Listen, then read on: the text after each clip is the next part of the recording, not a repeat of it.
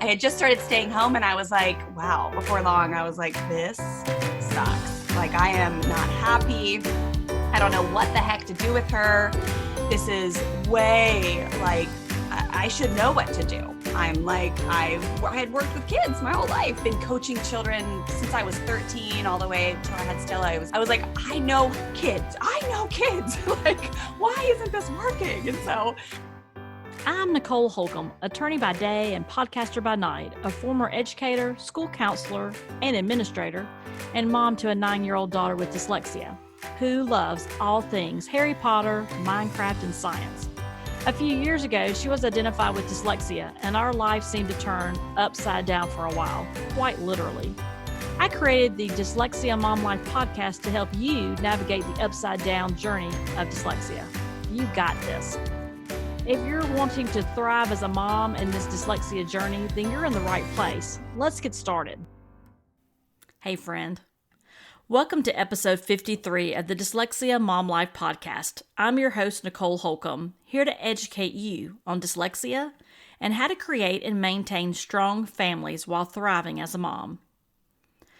Have you been wondering how you can parent without being too permissive or maybe just too firm, one side or the other?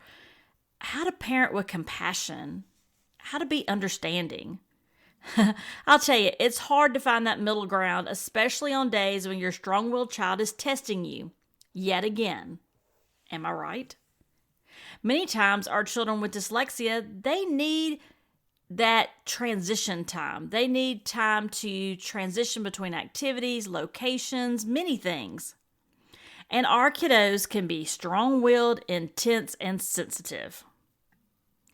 So one strategy that we're going to talk about today, I've got a guest on the show, Wendy Snyder from the Fresh Start Family Podcast, and we're going to be talking about how to foster that positive family relationship by using the family meeting.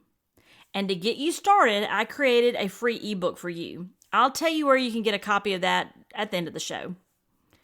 But let's talk more about Wendy. She's going to be on the show today. She has a background in positive parenting. She has been a positive parenting teacher and family coach.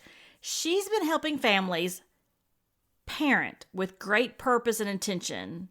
And she believes in creating healthy, respectful, and cooperative relationships. She's also a certified parent educator of redirecting children's behavior. So, enjoy our conversation about cactus kids. You're going to learn what that means and how we can seek to understand our power kids. All right. Good morning. I'm so excited to have Wendy Snyder with us today from Fresh Start Family Show. She has her podcast, and I'm just so excited to dig in and learn so much more about her and introduce her to you. So without further hold back or ado, let's welcome Wendy to the show. Good morning, Wendy. thanks so much for having me, Nicole. I'm excited to be here. I'm so excited to have you here. So I'd love for you to do, introduce yourself for people that don't know you. I'd love to know a little bit about your story and what brought you to Fresh Start Family. I love the name of your podcast and your business. I just think it's very refreshing in general. And so I think that's an amazing name, and it very much goes right along with your brand. And so I would love for you to share with the audience, what brought you there, what brought you here. Yes. Oh, I would love to share more. So I found the work of positive parenting back when my daughter was 3. So when my little girl came into the world, her name's Stella. She's 13 now. So it was about a decade ago that I found the work of positive parenting. But I could tell from the time she came into this world that she had this beautiful, strong will about her. Honestly, from birth, everything did not go as planned. It really rocked my world. It was an emergency C-section, absent birth.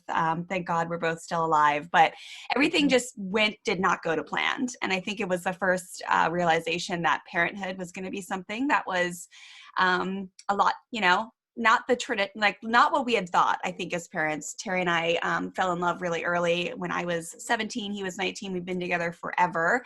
And we just always thought, you work hard, you put your head down, and things will come to you. Like you'll be able to reach your dreams if you just work hard, educate yourself, follow a plan. And then with Stella, it was kind of like, no, hello, you're raising a human soul. This isn't going to all be just like exactly as planned. Right.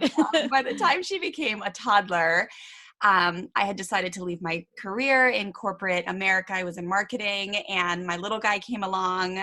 He had colic also, so he was my second child with colic. So the first 3 months of his life, he just cried and cried and cried. And I had just started staying home, and I was like, wow, before long, I was like, this sucks. Like, I am not happy. I don't know what the heck to do with her. This is way like, I should know what to do.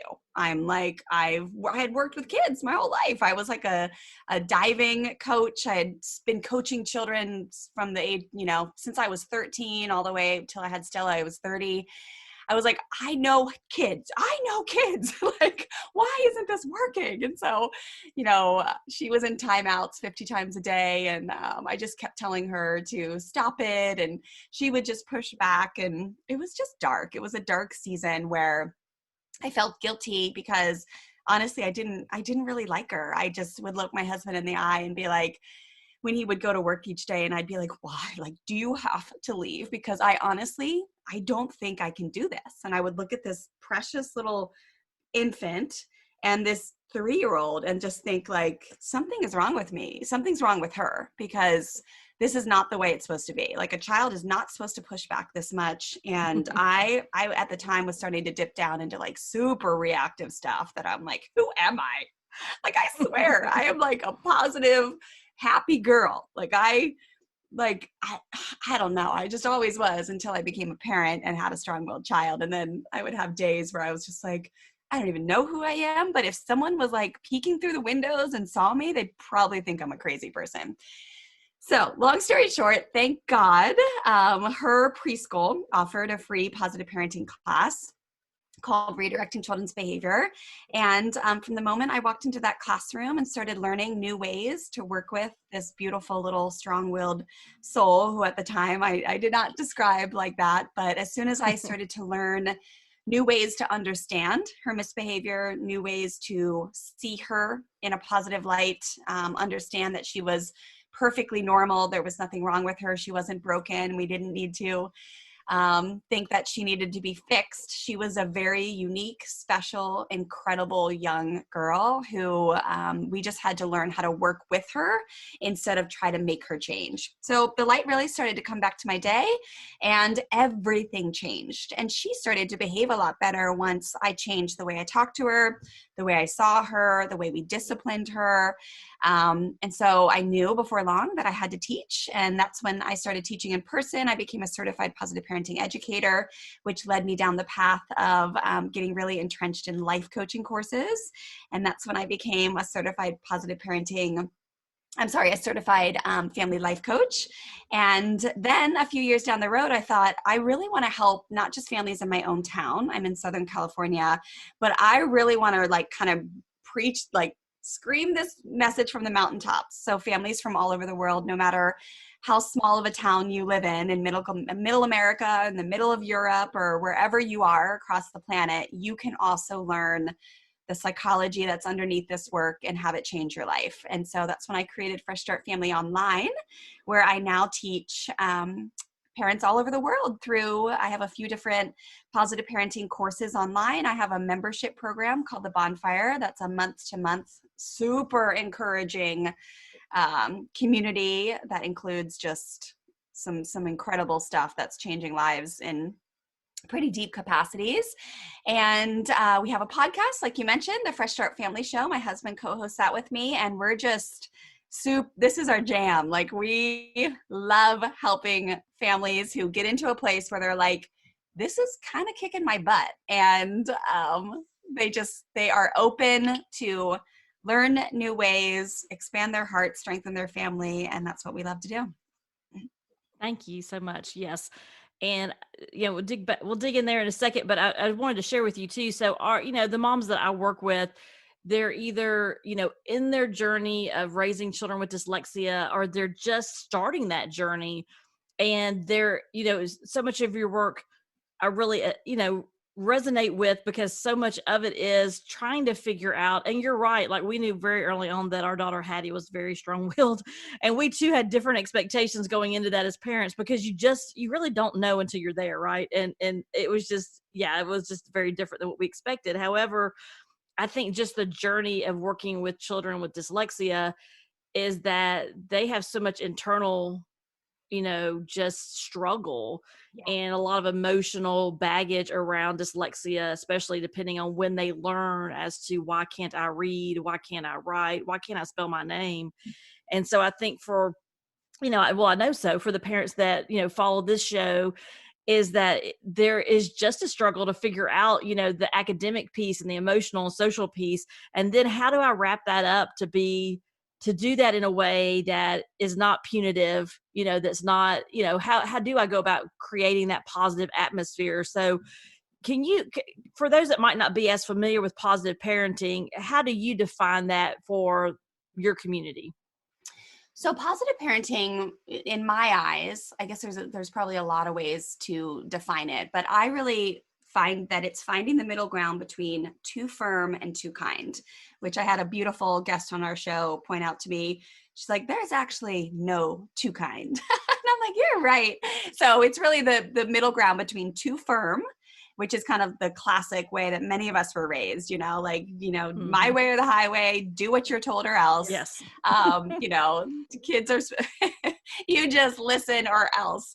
And then permissive, which is where there's not a lot of rules, kids rule the roost, they can do whatever they want, and parents kind of have a hard time setting boundaries. So right in the middle is this beautiful, firm and kind road that is incredible, that gets parents really great results while staying connected with their kids. And so I think the reason why it's called, positive parenting, and the reason I call it that is because it's based on positive psychology. So the work of Dr. Rudolf Dreikurs is what's underneath a lot of this. So he was a mid-century renowned child psychologist who studied the reasons why children misbehave, and really all humans. His work is, once parents learn about their children's misbehavior, they realize it's exactly the same for adults, because as adults, we have misbehavior too. And so there's 4 different categories of misbehavior that he teaches us about. Power, revenge, inadequacy, and attention. And then he also teaches us about how we all have needs: the need to belong, the need to feel powerful. Yes, that's a human healthy need. The need to feel loved and give loved, and a few others, but the big ones are belonging and power that really come into our parenting world. And a lot of people just they've never heard that before. So to try to understand that when their child wants to feel powerful, that there are ways that we can help our children feel powerful. And that is healthy to teach our children, like, hey, here's where you can feel powerful. It's not okay to feel powerful by arguing with me, by being disrespectful, by seriously pushing back every time I ask you to put your shoes on. Like, that's an inappropriate way to feel powerful. Here's all the healthy ways that I'm going to teach you how. So it's got this beautiful underlying positive psychology undercurrent to it. And it's just about staying connected. So teaching with integrity, staying connected, having relationship be the main driver in your influence with your children, versus the classic 4, which is fear, force, bribery, and rewards. That's what most of us were kind of what we inherited when we have children. You don't need anybody to teach you that. Like, you're probably going to be able to threaten a 3-year-old pretty easily. We're 3 times their size, sometimes more. We own all the money. Like, we can take away their toys in a second. We can withhold sugar. We can, lay harm or intimidate them pretty easily. So it's the other stuff that I find that really takes courage to learn. Like, how do you actually influence another human little soul to do what you want, because you're inspiring them, because you're compassionate with them, because you're patient with them, because you're showing them the way. That's what we do here at Fresh Start Family. Thank you for that. And when you were talking about all that, I was thinking too, especially from the belonging and power standpoint, for our kids, they're, many times with our dyslexic kids, they have such a hard time during the day. Like, their whole school day is really a challenge. as far as just getting through that day, whether it's trying to read that science, assignment, or it's social or whatever it may be. So I find that a lot of the moms I work with, their kids hold it together all day long. And when they get home, they fall apart because it's the safe place to do that. Right. But it's also, we get all that, Yeah. right? Like they bring all that, and part of it is that belonging piece, that they don't feel like they fit in at school. They look over and see their friend writing beautiful sentences or whatever it might be that they can't do. They don't have any power at school to figure out how can I be successful, but they know they're not being successful. And then they many times hold it together literally, and then they get home and it's the safe place. But you as the mom, you're getting that short end of that stick, so to speak, right? Like we're getting that. And I think the way as parents, we decide to react to that. And I think some of it is a reaction instead of being proactive and knowing, what, today might be a hard day. Every day may be a hard day. And having that, like you were saying, that relationship and staying connected. And so I love that you talk about those pieces, because I don't think that when we're in the middle of it with our own children, it's hard to see that, right? I mean, it's just hard to see that. Because I know too, even early on with our daughter, I mean, I too came from a family where my dad was a little bit older, and it was, don't speak unless you're, spoken to, and, seen and not heard, and all that stuff. And that still is in my head. Like I hear him say those things, and he's been gone a while now. But, I think about that, but then I can remember early on when, Hattie was just a couple years old, like you're saying, those, I don't know, they say terrible twos, but I think it's horrible threes too. So, but I just remember nothing was working, right? The traditional things were not working. The timeout wasn't working. And I'm going to be honest. I've not shared this with many people outside of my household, but I can remember one time she was little, and she turned around with her backside and she stuck her booty out. She goes, spank my booty, and thought it was a game. And I was like, okay, mommy's going to need to go in the other room for a minute. So I just had to go in the other room and take some deep breaths and say, okay, what you're doing is not working. Because it wasn't working with her. And it's funny because I even went and tried to find a book on a strong-willed child. Like I was like, she has such a vibrant personality. And, I was like, okay, what have we gotten ourselves into? Because we too have been together a long time. We met in high school and got married in college, but we didn't have her till we were in our late 30s. And so everybody said, oh, well, when you're older, you'll be so much more patient. Not really. You still don't know what you're doing. Still don't. And I love what my mom says. She says every stage, right when you think you figured things out, okay, it's going to shift and there's going to be a new thing that's going to, they're going to continue to evolve because they're people, right? So they're going to go into the preteen and all this. She's like, so don't get too attached because you're going to figure it out and then it's going to change and you're going to have to adjust again. I don't know if that was comforting or not, but I was like, okay, well, so this is an evolving thing, this whole parenting thing. And it's not easy, right? I mean, it's just not an easy journey. But we want our kids to be independent and successful. And, so I love the work that you're following because it makes sense to me. I think sometimes it's this for families to have that aha moment of, oh, so this is normal. Like this happens, but people don't talk about it, right? Yes. Yeah. And it's normalizing that pushback is going to come, right? And being able to look at it and say, okay, this is what's going on. This is this type of misbehavior, or this is the need that is not being filled, that my daughter is actively trying to get filled in whatever way she can, whatever way. This is what is tricky and I think stings to parents, is whatever way often has been modeled to her, right? A reflection. So it's like what she's watched us do. Yes, what she's watched us do to feel powerful, what she's done, what she's watched us do to take care of ourselves when we feel hurt. Like they often just mimic what's been done. And that can be hard to hear, but it also is, for me, it's very enlightened. It's very optimistic because I believe, are the only ones we have true power over. Like we were not designed to control other human beings. And that is like where I started to go wrong, was I thought, if I just that classic parenting statement, you just need to get control of your kid. Well, it's Mm-hmm. such BS. It's like, it's no, like it drives you Mm-hmm. insane when you think that you have to control another human being and that your actions can control another human being. And I think that's where, a lot of like the Yeah. cultural stuff that gets passed down from generations to generations, it ends up ripping families apart because you just, especially the strong-willed kids, they literally start to come out of their skin if they feel like they're being controlled. So instead, when you have this understanding and you can say to yourself, oh, okay, this is not personal. My child is not trying to be naughty or disobedient or push my buttons. They just have a really, really strong desire to feel powerful. They're probably our next, one of, the next generation. They are part of a generation of the next leaders Mm-hmm. that, it's with the H, right? Hattie.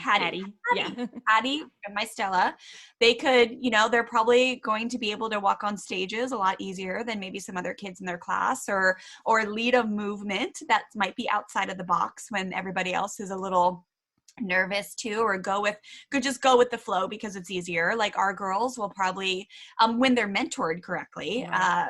with compassion in ways that build them up instead of making them just feel like something's wrong with them. They're the ones who have that ability and that strong voice, that tenacity, that persistence, that really the world needs. I always say, like, I like to call power kids strong-willed kids, even sensitive kids, which I think, I'm sure a lot of your moms that are listening would say, my kid's sensitive. They are, they love to feel powerful. All of these traits often go together. Mm-hmm. What I found in my work is, but the world needs, so I like to call them cactus kids because they can be a little sharp. They're like a little, it takes extra care to move them around, so to speak, in a garden. But the world needs cacti. Like the world can't be filled with like all little daisies and orchids and la la la. It's like, no, we need like really strong cacti that serve a purpose, and that's what our strong-willed power kids do. And but when you have the ability to see them, like, oh, this is healthy, this is not personal, Mm-hmm. this is just them figuring out like how to feel powerful. This is them figuring out how to do this thing called life, which, by the way, we're all figuring out how to do this Right. thing we call life. I really believe that our children often are our greatest teachers, and it's only if we allow them to be, because a lot of times we'll put the block on that, and we miss out on some beautiful lessons that they have the courage to actually bring to the light, so to speak. Yeah. Kind of that, what normal culture would call ugliness. Mm-hmm. Well, I don't see it as ugliness. I see it as like, there's a beautiful lesson to be learned here, or there's growth to be had, or there's a generational cycle to be dropped that does not need to be carried on. The Mm-hmm. screaming, the yelling, Mm-hmm. the disconnection in families, like, that doesn't need to keep going. Yeah. Like, you can find help, you can find a different way. And that's what's so cool now, is like we have this beautiful access to information across the Mm-hmm. world, right? Like, you got to get your hands on some internet, which I understand, does cost money for sure. But at the same time, it's crazy the amount of even free information Right. like listeners right now are tapping into, and you can start your journey to really do things different. Yeah. And one of the things too you said that stuck with me too is that I have found with my work too, with you were talking about sensitive as in that group. And, Yep. I've talked to lots of moms because we were experiencing the same thing, which is I have found with working with my daughter and learning more about dyslexia. And it's ironic because mine and my husband's background is in education, and I was a school counselor, and then I went to law school, so now I'm an attorney, and so I have a lot of different background. I was an elementary ed major, but I didn't know a lot Wow. about dyslexia. Like it was, my husband has a master's in special ed. I'm like, why don't we know? Like we just didn't. It was so unfortunate because once you get in that world, there's just so much to learn and so much amazing things. But part of that was I did not realize, and I've even talked to some teachers at my daughter's school because she goes to a school for dyslexics, that sensitivity piece, like they have, because their brain works a certain way. Many dyslexics are so in tune with their emotions, but very strong emotions. Like we might say something I don't want to say trigger, but it feels like we trigger her. No, not intentionally, but we'll say something, and she has such strong emotions about it. And we recently lost a pet, and I was talking to a teacher, the chaplain, about it, and he said, "You know what?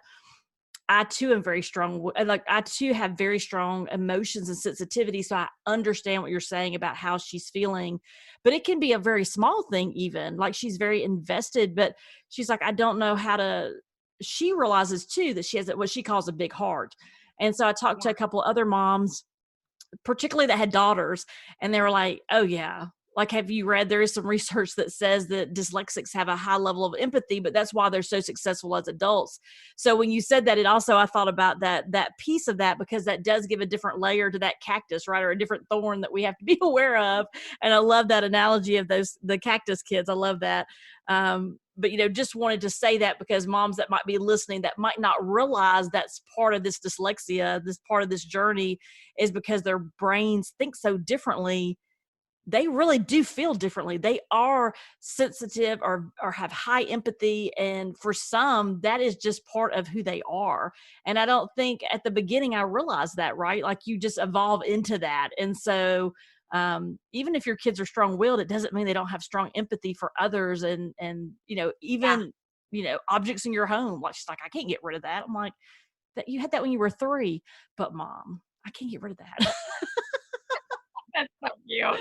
Yeah, it's true. Like, strength in any area is beautiful. Mm-hmm. And I really believe that, there aren't mistakes, and they have, our kids all have beautiful aspects to them that we can have a hard time understanding. But if you just can focus on staying in that like seeking to understand mode, I love that. instead of like, why can't you just be different? Why can't you just, if we could just find this, then you'll kind of fit the mold, and then life will be easier.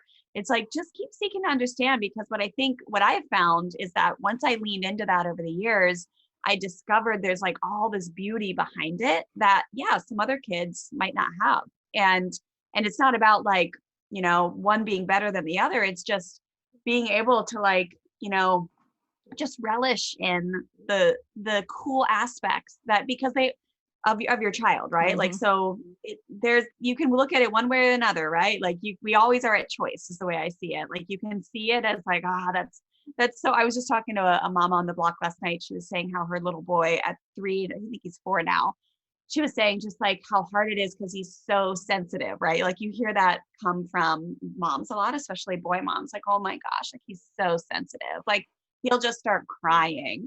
And I was telling her what a gift that is. Yeah. We need more men in our world that have tender hearts. Right. And to like start teaching this little boy that that is a skill set. That is like a strength to have a tender heart. Just yesterday, she said they were driving and she looked back and he's like crying because he misses his grandparents. And so we just started, I was just casually on the block was telling her, that just means he cares so much. Right. Like, the sadness is an emotion that often will show you how much you care. Right. Like, I've never we lost a pet to it's been actually a few years now, but I always tell the story when I talk about sadness, is because, man, I haven't experienced grief like that. It sounds awful, but it was the biggest, like, I for weeks would just be like, oh my gosh. And because, of the life coaching side of things, I just always was like, wow, this is so cool, because this intense sadness, I remember I would be swimming laps and I would just be like bawling.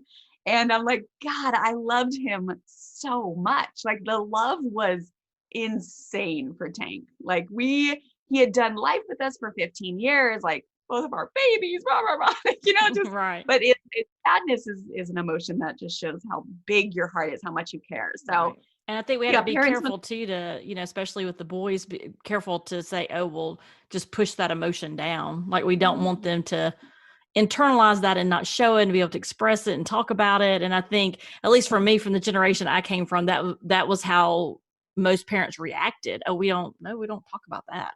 And so I think it's such an incredible opportunity to really parent our children differently, so they can, have be more connected with their emotions and their feelings, and be able to be more compassionate with their families and the people that work with them or work for them or whatever that might look like. So, Yeah. but when you're in the middle of it and they're 2 and 3, you think, how Oh long is my this stage going to last? How long is this season going to be? So I can It feels relate to your neighbor, but too, it's, it's not, it's tough in the moment, but it's also, an important part of life. And, it is amazing because, many children aren't able to express how they're feeling. So to be able to have yes. that, and we figure out a way as parents to nurture that. So when Oh you my goodness. I so hear you. when you talk about power kids, if someone's listening and they go, she said power kids, how do you define that for people? Do you define that as a strong-willed child, or how do you look at that when you think, because you use that term quite a bit in your work, power kids? How would you Yeah. define that for someone? So those are the kids that, so when it comes to seeking power, any child that is actively seeking to feel powerful is a child who is just wanting to feel powerful. And what we learn in this work is that it's not a bad thing. So those of us who have the power kids, or the cactus kids or strong-willed kids, whatever you want to call them, is oftentimes we think we can feel that from birth. We can, like, I swear, Stella, when she was like a baby, you could feel like her strength. She held her head up high, and just from a very young age, she was like just kind of muscular. And whereas like we would hold our friends' babies, and they were just kind of like a tub of goo. They were like, oh, look at this baby. But Stella, I swear, you could feel this inside of her from very young. And then there's also just, all of us have kids who go through power surge stages of life. So between the ages of 2 and 6, all kids are going to go through power surges where they're developing their autonomy. They're seeking to have more independence. They're starting to understand like how to express and push boundaries. This is normal, healthy behavior. It's a good sign that your kid is developing in a healthy way. And then also the second power surge stage of life is like the tween and teen years. So those are like, everybody should expect that. And then again, those of us who get blessed with these incredible strong-willed or power kids, you're going to feel that more as like an undercurrent of life. Like with Stella, so I have 2 kids, 13 and 10. With Stella, for example, most times when she misbehaves, it's a power-seeking category of misbehavior. With my little guy, he's more like when he dips down into misbehavior, because even someone who's been teaching this for almost a decade now, my kids are normal, right? Like we always tell parents, like when you really entrench yourself in learning and start to become fluent with positive parenting, you're not expecting perfection in your home with your kids or yourself. You are just stacked with how to deal with it with integrity. So you're not dealing with the same misbehaviors over and over again, which often happens with the classic kind of stack of tools, so to speak. Behaviors actually never go away. Misbehaviors never go away. Kids just become really good at hiding them or lying or doing it behind your back. But back to Stella, like most of her misbehaviors are the power ones. And then Terrence mostly like he'll dip down into attention misbehavior or sometimes inadequacy, every once in a while revenge. But Stella, for the most part, every single misbehavior is power driven.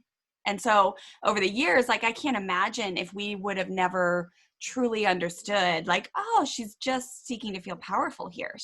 It's not just yesterday. We baked cookies and we had a moment where she wanted to do everything on her own. And she was like, gosh, I wish this was a competition, because there was like a few neighbors, they were going to put cookies out front and like everyone could just kind of, share or whatever. Just not like, we're trying to stay safe, of course, at the time of this recording, it's COVID. But it was just a friendly, let's make some cookies on a Sunday. And Stella was like, gosh, I wish this was a competition. It's because power kids are often very competitive. And so I was just laughing at her, and we got into like a little moment of a disagreement, and I had to remind myself, like, this is not personal. This is not against me. Like, she doesn't want to have me not touch her cookie batter or not help with her cookies because she thinks I'm stupid or she's annoyed, or, teens go into that a lot. Like, Mom, you're embarrassing, or you're not doing it right. But I had to see, like, it's just she wants to own the power around these cookies. So when she finishes these cookies, it's going to be like, world, check out. my project. Like I did this. And kids love that. Power kids love that. So yeah, it's the biggest thing is just that they have a really big need to feel powerful. Whereas other kids probably have a little bit smaller of a bucket. So I like to think of it as buckets as far as like visually that helps me. And again, there's all those needs. All kids have it, belonging, power, love, but power kids have like all day long, they are actively seeking, where can I feel powerful? Right. Wow. That's great. I appreciate you sharing that because that helps, I think, a lot to see that. And I love the different places that you talk about the power surges and just the undercurrent and just, I love the whole part of just seeking to understand. Like that to me is very powerful as well. Yeah. So one of the things that you share in your community that I thought was, I've seen this several different places, and I really think it's a powerful kind of strategy to use in your home. It really builds relationships because I talk a lot about building and connecting relationships with your children and your family. And so one of the things that you talk about is the family meeting. And I know you share that with your community, especially, you know, as we're recording this, we're still in the midst of COVID, not quite as locked down as before, but who knows what's going to happen around the corner. But here in Atlanta, we have, like my daughter's face-to-face, but she has a really small school, but others are doing hybrid. Some are still opting for virtual. I mean, there's just, it looks different for everybody. Okay. That I guess is the easiest way to say, which I'm sure you can understand.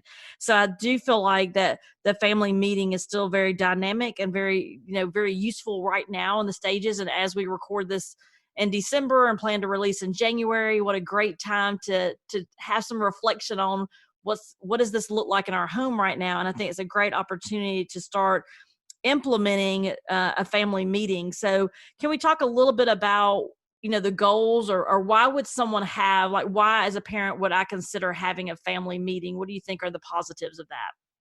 Yeah. So family meetings are good in any season. Like they really like your level of peace, joy, and smoothness in a home is like for sure going to go way up if you can get consistent. Right, exactly. Now, even as a positive parenting educator, I struggle with the consistency. So easier said than done, right? But like, you know, perfect world, every Sunday night, you want to sit down and just be like, hey, or Friday night, Sunday night, whatever you want to do. Because the thing with family meetings is you want to make them fun. Like they are not supposed to be a drag. Again, easier said than done because the mistake the mistake a lot of parents make, including myself. We had a great family meeting a few weeks ago, but I did kind of come to the table with this tone of like, we need to talk. Not like a work meeting, huh? You'll have less success. So, but when you come to the table and you say, okay, guys, we need to have a family meeting. It's Friday night. Like, let's make ice cream sundaes or after we're finished, we're going to watch a movie and we can pop popcorn. Yeah. And first we need to have our family meeting. So let's look at what we have before us during the week. Let's look at some important things that we need to discuss. And again, this can be with kids of any ages. Now, if you have little ones, they don't have to sit down. Don't make this so rigid. Like they can be jumping on a little mini trampoline next to you. They can be playing with Play-Doh, like keep their little hands busy. But you just want to go over the big things that you need to work as a team on to have peace and joy in your home over the next week or so. So, and that can be the big things that you've written in your journal. Man, we need to talk about this. Or this is a reoccurring problem. Every night at bedtime, this happens. Or every time, you know, it seems like every day we're rushing to get to school. And by the time we get in the car, we've been bickering for 10 minutes or something. Like, let's talk about this. It's a great place to make agreements. Agreements is part of my 4-step Firm and Kind process. That is part of our newest program here at Fresh Start Family. It's called the Firm and Kind Parenting Blueprint. I'm sure you can put the link in the show notes, Nicole, but it's a very affordable $27 program that teaches parents like how to set firm rules and boundaries and then follow through with consistency and connection. And one of the first steps is creating those proactive agreements, which are different than compliance statements. So compliance statements are like, okay, if you're at a family meeting, all right, I need you to listen up, kids. This week, you will not talk back. Nobody will talk back. Do you understand? Like, do you hear me loud and clear? Do we have an agreement? No, that's not an agreement. That is a compliance statement. And kids will be like, yeah. And, you know, probably going to wait for you to hold up your fear and force wand for them to actually listen. A proactive agreement is like, hey guys, there's been a lot this week where I think I've seen you guys talk to me disrespectfully. You've talked disrespectfully amongst each other. And I've even talked disrespectfully to you, and we need to stop that, because that's not how our family operates. That's not who we are. That's not who we were designed to be. And I know it doesn't feel good for you, and it doesn't feel good for me at the end of the day when we lay our head on our pillow, when we've spoken to people like that. So we're today at our family meeting, we're going to make an agreement that we are going to take a deep breath and walk outside or do whatever we need to do. You would mentor them on this, Nicole. This is what we practice calm down time, or calming bags, or self-calming, very, very different than the traditional timeouts. But this week, let's make an agreement that we all are going to try to practice self-calming and self-regulation when we're tempted to say something disrespectful to each other. Does that make sense to you? And this is what my plan is, kids. This is where I'm going to keep my calming bag. I have my Bible, I have a candle, I have a magazine, I have my running shoes to remind me that sometimes I just need to go out in the backyard. Nature soothes all of our souls. So this is kind of part of what I'm going to do. And then let's make an agreement. Is everyone in? Does that make sense to everybody? Okay, what's our agreement again? And then you kind of have everybody repeat it. But then you would go into the other 4 steps once people, like once Tuesday comes and someone starts speaking disrespectfully, you can be like, oh, wait a second. Now, and you go right into the next 3 steps, which are empathy, you restate the agreement, and then you give choices. And again, I go into more detail into that program. But so yeah, family meetings are a great way to make proactive agreements, and then just remind your kids that you're on the same team. It's not like a dictatorship. That's not the way we run our families. And teamwork helps our children feel like they belong. And when our kids feel like they belong, their misbehavior will go down. And also it helps them to feel powerful, because those of us who have power kids, and again, all kids have a strong desire to feel powerful. All humans do. But when they are contributing like active members of the family, they will push back less. And do you find it's better to focus on like I could just see that, oh, all these things are going wrong, so we're going to talk about 10 things. Is it better when you're starting out to focus on, what you have identified to be the most pressing piece that we should start with, and do that for a week or two till that kind of gets to be more of a routine, than trying to say, okay, we're going to do these 4 things. And so the kids are like, it's just, I mean, depending on your family dynamics and depending on your children, I know it would be different for each family, but I just want to give them a little nugget on where should they start, because it seems like, how are you going to be successful if you set too many things up for you to manage or try to figure out, and then for you to kind of mentor with your kids? And so I love what you were saying, because it seems like if you kind of, they say start small and kind of grow. Is that something you recommend, is to kind of choose something that's... Well, yeah, it's a sign that you're probably like trying to do it all at once. It's like letting the house get destroyed, like we did when we made cookies last night. Right. The kitchen was destroyed. And then all of us looked at it and we were like, whoa, this is so overwhelming. Like, I can't even deal with this, right? Mm-hmm. That's kind of what happens. And that's a sign that, you don't want to let it stack up till it gets like that. So start small. Don't think you can accomplish everything, especially if you have little ones, because you're just going to lose them and then you're going to get frustrated. So make a quick outline. What are the most important things that we want to talk about? What's, where's dad going this week? What busy project is mom managing? How can we support one another is the essence of the family meeting. Okay. Yeah. That was what I was wanting to get to too. So that's helpful to see kind of what is our, what is, I guess, more of a purpose maybe when I think about explaining to others. Yeah. Celebration. Huh? Celebration. Oh yeah, absolutely. Like someone, like my daughter plays beach volleyball. A few weeks ago, she had her first tournament. They're still playing in COVID. I'm like, oh my God. Wow. Yeah, they have to wear masks, but yeah, she had her first tournament. She was undefeated. So it can be a great place to celebrate things. Yeah. Small, absolutely. even if was nervous about a science test and Uh-huh. did it and they didn't fail, right? It's not about Right. All those pieces. yeah. No, that's great. I love that too, because you're also wrapping in it and acknowledging the great stuff that the family is doing. So I love that piece too, and I love that. So with the consistency, you say weekly is the best you found to, if possible, to try to stay on a weekly schedule. I know. I guess it was about 2 weeks ago we had a kind of more of an impromptu family meeting, but because of COVID, we're not going to travel to see family, and my daughter's 9, and so she was really looking forward to seeing her cousins, and so we really had to have a lot of conversation. But I wanted her to really understand, and we had a little scare at Thanksgiving. She had a little virus, but they said that because she was face to face, they needed to test her. So that was her first COVID test, but they had us quarantine her for the week of Thanksgiving. Like, we didn't get our test results back for 5 days.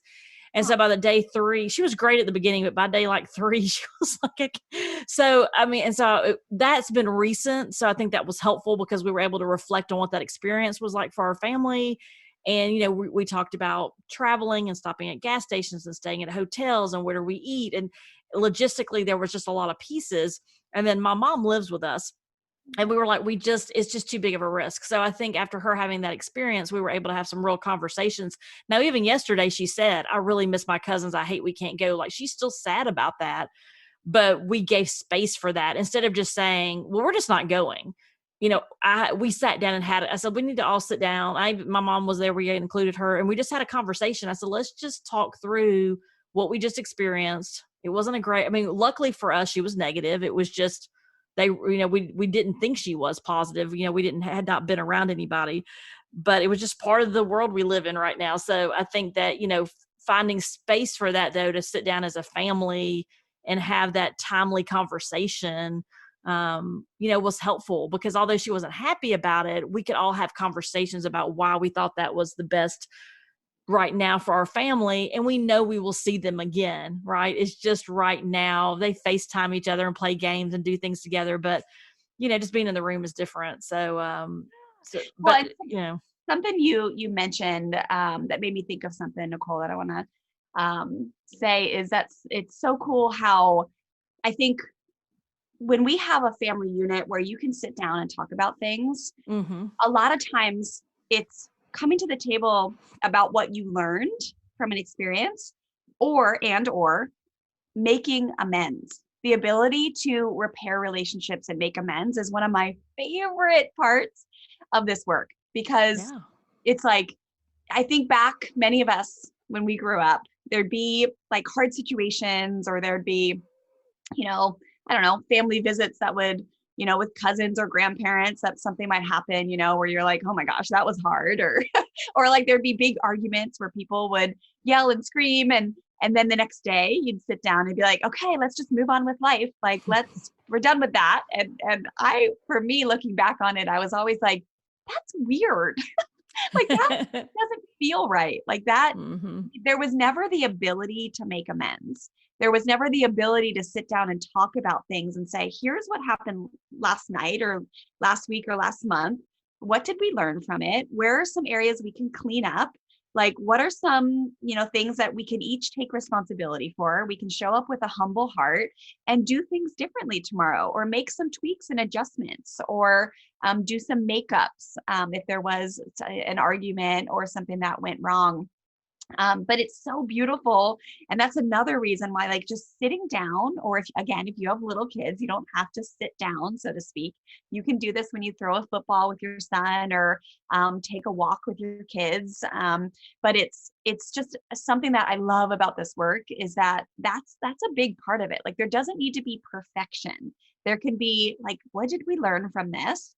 How are we going to make next week a little bit easier with the given circumstances? Or, how are we going to clean this up? How are we going to repair the relationship? How are we going to make amends? I just love that about positive parenting.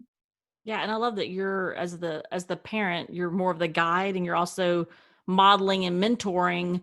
So hopefully when they have families, they're able to have more of an open dialogue with their families and have conversation. And, for so long at the beginning anyway, kids think that we're perfect, or we're your mom, and we're not. And we're trying to figure this thing out too. So I think there's something powerful to say, you know what?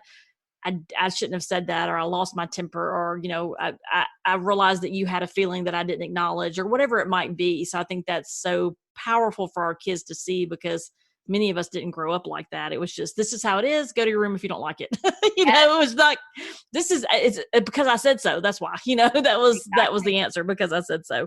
So if I try this and I'm like, okay, that was a crash and burn.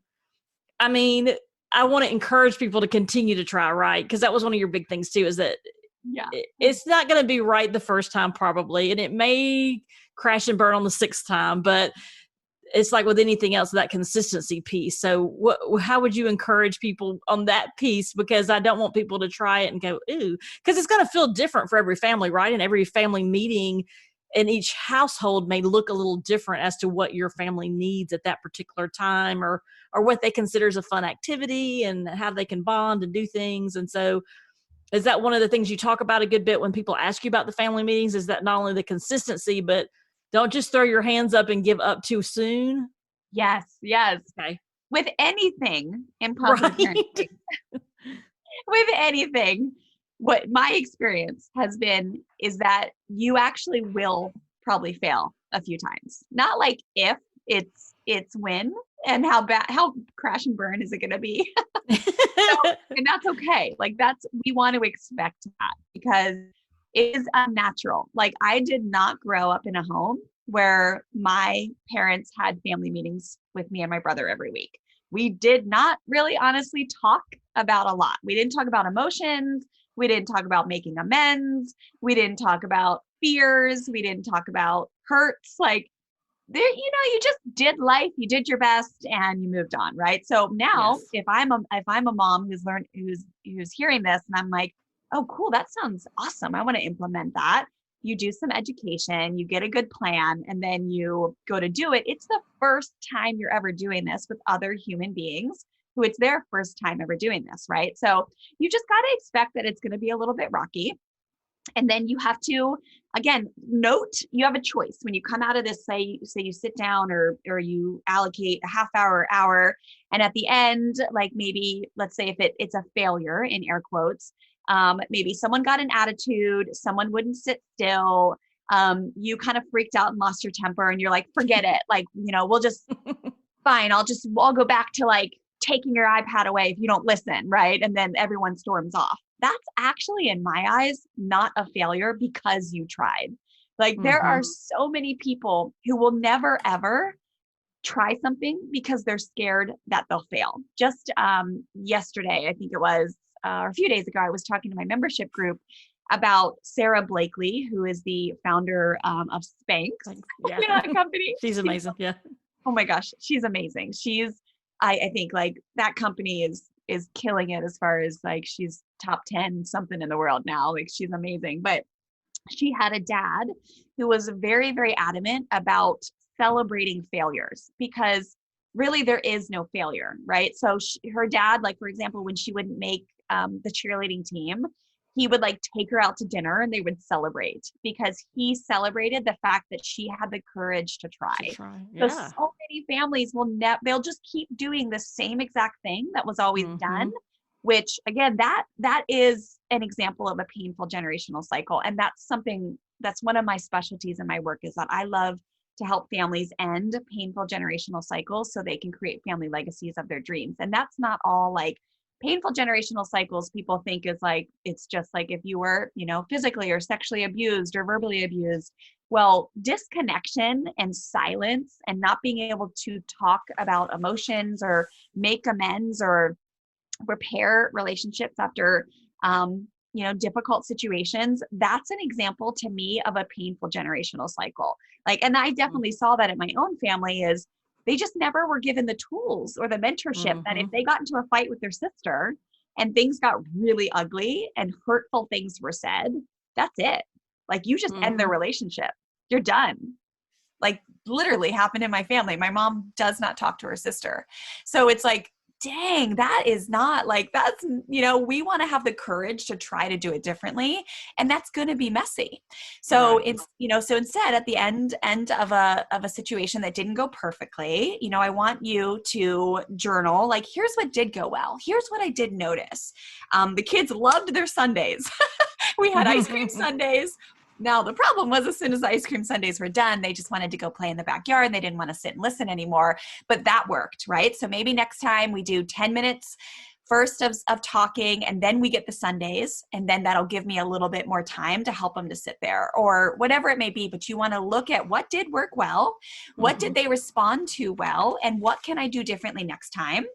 What time of day can I have it? Maybe it's you do it Saturday morning instead of like Sunday night when everyone's tired and exhausted and bummed that they have to go to school on Monday morning and go to work. Like Right. Sunday blues is real, right? Yeah. So, Absolutely. so there is no failure, you guys. There really is no failure. It's all in how you see it. And you have to have the bravery and the courage to try again.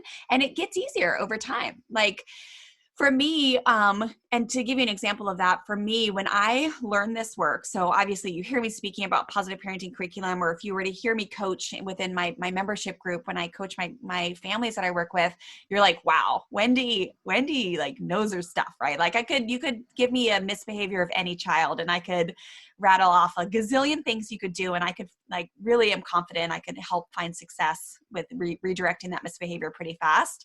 But here's what I want you to hear is that it took me, I went to the redirecting children's behavior class I went 8 times. So my kids were in preschool, 3 years apart. They were at this little preschool for, I think, 4 years combined, 4 or 5 years combined. And I went to that class for 3.5 years. I kept going back because I would come home and the assignment was, the tool, so to speak, was like, how about you take a deep breath before, instead of reacting like a volcano, how about you practice a pause button or a heart connector where you put your hand on your heart, you take a deep breath, you think of a healthy intention, and then you respond, right? Like, and I would go home and it was like, oh, that was a failure. I said I wasn't going to yell. And by 8 a.m., here I am screaming as soon as Stella spills her milk or pulls the dog's tail. And so I kept going back because I had such a beautiful, stubborn heart. And I was like, I will get this. I will get this. But it took me almost 4 years till I was like, okay, I feel like I'm pretty darn fluent. Now I want to go ahead and get certified and teach others. But you just got to keep showing up and keep trying again, and you will have success. Right. Absolutely. That's beautiful. I love that. All right. So let's talk about in January, you're going to be opening up a 5-day challenge. So tell us a little bit about that and what to expect. And we'll put those links in the show notes for anyone that may be interested. So I'm excited to hear what you have planned. Yay! This is my favorite time of years, families. So in January, the 5-day Fresh Start Parenting Challenge is happening. It'll take place the last week of January. So it starts on a Monday and it goes through Friday. And this is a great place and chance for families just to come learn with me for free. So the way it works, the reason why I call it a challenge is because a lot of families who have never stepped in to learn about positive parenting, it can seem a little daunting. It can be like, I don't know, parenting class? Like, is that really something I want to like just put into my schedule for the day? Like it just feels like a lot. And the way I break it down is the challenge is to actually get through all 5 days and to accomplish the goal of finishing a positive parenting course. And it's a mini course, but when you sign up every morning inside your email inbox, you'll get delivered a short but powerful positive parenting lesson that'll teach you a very focused subject matter. And then I also do live, I show up live in the private group every day. And then at the end on that Friday, we celebrate together that you've gotten through all 5 days, because again, they're short 10-minute lessons. Like you can do this no matter how busy you are. And then we celebrate on day 5. And I find that it helps parents get into the work. It lays that foundation of understanding what is this actually all about, positive parenting? How can I get some fast results in my home so I can see the power of these tools? Right. And then it's just a great way to kick off the new year with great intention in your parenting walk. I love that. It sounds like a great opportunity. I look forward to learning along beside you. So that's great. I can't wait to see that. So let me ask you Yay! I'm this. sure you'll So yeah, go ahead. I'm sure you'll put I forgot to tell you, the registration page is over on the website, and I think Okay. you'll put the show notes, Yeah, registration link we'll in the link all that up on the show notes for you. Yeah, that's no problem. So if anybody that may be interested in learning more and seeing if this is the work that they're interested in, then they can definitely jump in and do that week and see how that feels. But it sounds like an amazing opportunity. So thank you for offering that. And then I want to ask you, thinking back, it may be different today if you were to, because obviously you do this work now, as your business, but if you think back when, early on, what was maybe a piece of best advice that you received as a mom that you're like, wow, that you would like to share with others, not necessarily based on, the work that you do now, but just, something that you heard or something that was told to you early on that's really kind of stuck with you? One of the best pieces of advice I have ever gotten is to trust the humanity in my children. So I remember back in the day when Stella was little, and I would spend so much time with my dear friend. She's become a dear friend now. Her name's Susie Walton. She's the founder of The Joy of Parenting, and she was my coach when it came to parenting for years and years and years. But she, I would come into class and I would just be like, oh my gosh, like, I don't know if this is going to work.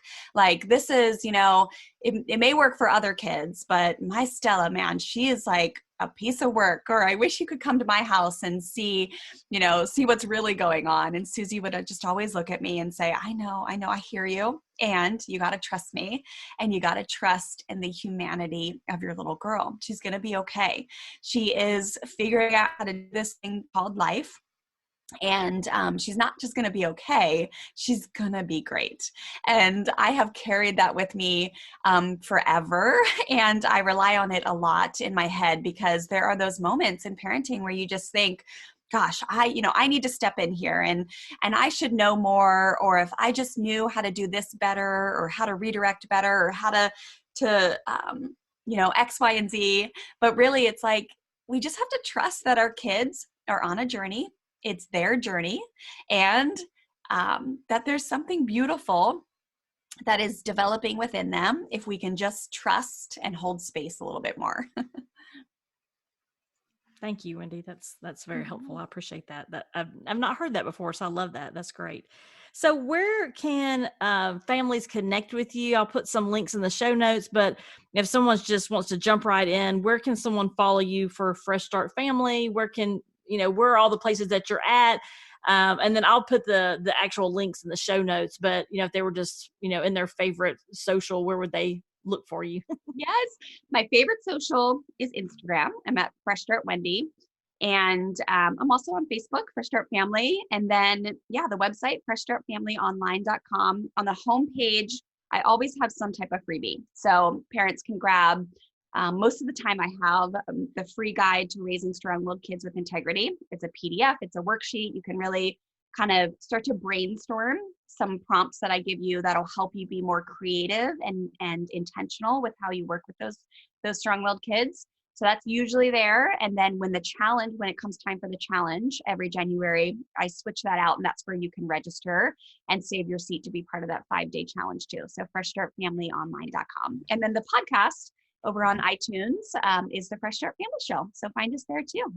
Wonderful. Well, thank you so much, Wendy. I appreciate you spending time with us here in the holidays, and I look forward to connecting and continuing to follow your work. And I'm excited to share your work with our group and our community. So thank you very much. You are so welcome. Well, thanks for reaching out. It's been so much fun chatting with you, and I'll look forward to connecting with your listeners more. Absolutely. Thanks for listening today. Visit dyslexiamomlife.com to learn more about Wendy and find out how to register for her free 5-day parenting challenge. That parenting challenge starts on Monday, January 25th, 2021. I also created an ebook to help you get started on your family meeting. You can grab both of these at the dyslexiamomlife.com website. Have a great week, and remember, you got this.